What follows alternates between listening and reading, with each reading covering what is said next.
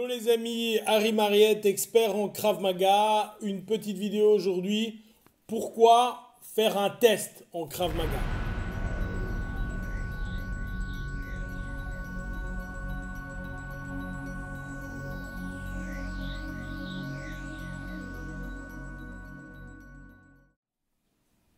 Alors voilà, certains étudiants s'entraînent bien, même très bien, et me disent, ben voilà, moi j'ai pas besoin de faire de test, je vais simplement, je viens, je m'entraîne, je fais les coups de poing, je bloque, etc. Et j'ai pas besoin d'être testé. Alors je comprends la réflexion et je vais faire un parallèle à cette réflexion, qui est de dire, très souvent c'est sain dans la tête de l'étudiant, qui est, voilà, j'ai la matière et j'ai la connaissance de cette matière. Je n'éprouve pas le besoin que cette matière soit validée. Imaginons maintenant un cas de figure suivant. Vous allez faire des études, quelles qu'elles soient, et en fin d'année, vous dites au professeur, écoutez, moi, il n'y a pas de problème, je maîtrise le truc, je n'ai pas besoin de faire l'examen. Évidemment, ça ne passe pas. Également, comme aux études, si je n'ai pas le papier qui me permet de passer de la secondaire à l'université, ben je ne passe pas. Et donc, je n'acquiers pas une connaissance supplémentaire. Et donc, je ne peux pas accéder aux cours avancés, instructeurs, etc. Mais surtout, lorsque l'on fait un test, il y a plusieurs choses qui sont testées. La première chose, on va vérifier que tu connais, que tu maîtrises les programmes en dessous du grade que tu vas faire. On va également vérifier que tu maîtrises le programme que tu présentes. La moindre des choses serait que tu ne le connaisses pas, évidemment. Si ces deux choses sont remplies, ben, ça démarre déjà bien. Tu es bien parti pour réussir ton test.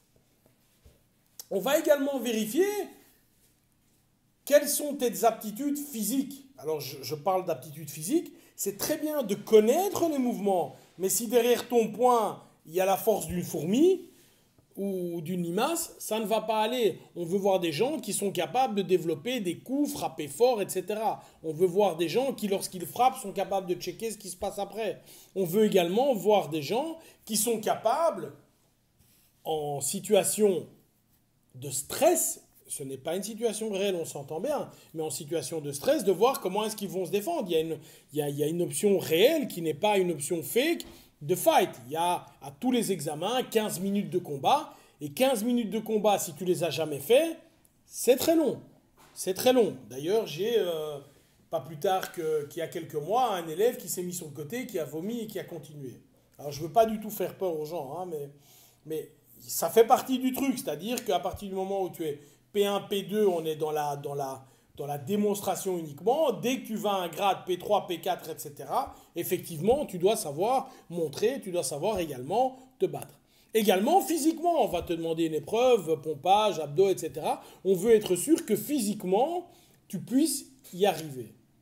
Donc, en bref, qu'est-ce qu'on va faire lorsqu'on va te faire passer un test? Tu auras certainement eu un stage avant, donc tu seras déjà fatigué. Tu seras testé par des gens que tu ne connais pas, uniquement par des gens que tu ne connais pas, qui ne vont pas tenir compte du fait que tu es un élève assidu, que tu es gentil, que quand on te donne quelque chose, tu dis oui merci, et quand toi tu donnes quelque chose, tu dis s'il te plaît. À la limite, on s'en fiche de tout ça. Tout ce qu'on veut voir, c'est à l'instant T la photo. Est-ce que la photo, elle est positive ou elle est négative? L'instructeur ne te connaît pas, il ne sait pas dans quel club tu es. Et l'instructeur qui va te faire passer le test a comme mission de voir est-ce que le minimum est là. Donc le but n'est pas du tout de faire rater les élèves, au contraire. Le but est vraiment de faire en sorte que chacun puisse réussir. Évidemment, dans chaque grade, il y a des gens qui réussissent avec 85 ou 90%, et tu as parfois des gens qui réussissent avec 65%. Mais le fait de faire valider tes connaissances techniques, tes aptitudes physiques, le fait de savoir te débrouiller en fight, le fait d'avoir une condition physique minimum, et le fait de supporter également l'heure et demie, les 2 heures de test, après avoir fait normalement un stage, font que on va vers un stress important. Et c'est ça le but. Le but du Krav Maga, c'est de dire, est-ce que je suis capable de fonctionner sous stress? Alors, j'entends souvent des remarques, oui, mais voilà, vous n'allez pas au chaos et blabla. Et tous ceux qui donnent ces remarques, en général, quand je les vois vraiment, je me suis dit que des chaos, ils en ont pris trop dans leur vie parce qu'il n'y a plus rien qui fonctionne correctement. Mais on ne va pas au chaos, non, mais on va te stresser. Et le but, c'est quoi? C'est de te dire, il n'y a jamais rien qui va reproduire le stress de la rue, évidemment. Jamais rien va reproduire le stress de la rue parce qu'effectivement, il fera chaud, il fera froid, ton vêtement, ceci, ils seront un, deux, ils vont t'attaquer dans un an.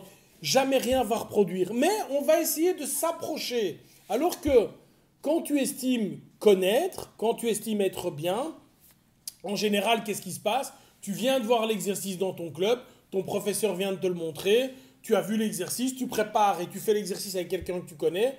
À la limite, il t'attaque de cette main-là, comme ça on est bien sûr. Et effectivement, tout est validé, tout est bon. Le but d'un test, c'est justement de sortir de ça. Tu es dans un élément, dans des éléments inconnus au niveau du testeur, inconnus au niveau de la personne avec qui tu vas présenter, inconnus quant à la durée du test, inconnus quant aux épreuves physiques. Et là, tu dois t'en sortir. Et donc, c'est vraiment ça le but d'un test. C'est-à-dire que, oui, lorsque je suis passé P1, P2, P3 et tous ceux qui sont passés dans nos mains le savent, tu ressors systématiquement plus fort. Et ça, c'est vraiment important. Tu ressors plus fort d'un test.